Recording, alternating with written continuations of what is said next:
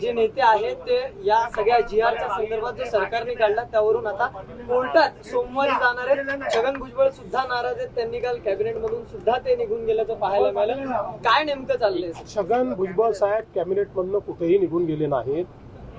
छगन भुजबळ साहेबांची माझी चर्चा झालेली आहे। मी त्यांना आश्वस्त केलेलं आहे, हा जो काही GR आपण काढलेला आहे त्याच्याने ओबीसी समाजावर कुठलाही परिणाम नाही। हा सरसकट GR नाही, हा पुराव्याचाच GR आहे। फक्त मराठवाड्यामध्ये इंग्रजांचं राज्य नव्हतं, मराठवाड्यामध्ये निजामाचं राज्य होतं।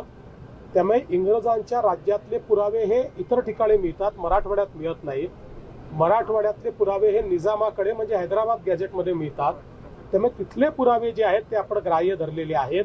त्यामुळे जे खरे कुणबी आहेत त्या पुराव्यांमध्ये त्यांनाच हे मिळणार आहे। आणि मला असं वाटतं की यातनं एक प्रकारे जे काही खरे हक्कदार आहेत त्यांना मिळणार आहे, पण कोणालाही खोटेपणा करता येणार नाही अशा प्रकारचा हा GR असल्यामुळे अनेक ओबीसी संघटनांनी याचं स्वागत केलेलं आहे। अनेकांनी त्यातलं आता आमच्या मनामध्ये शंका नाही असंही सांगितलं आहे।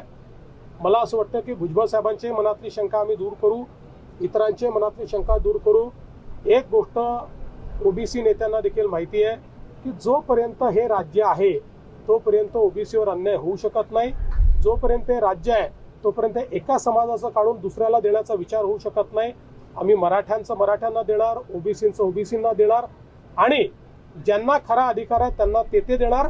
कोणाचं काढून कोणाला देणार नाही, दोन समाजाला एकमेकासमोर कधीच आणणार नाही।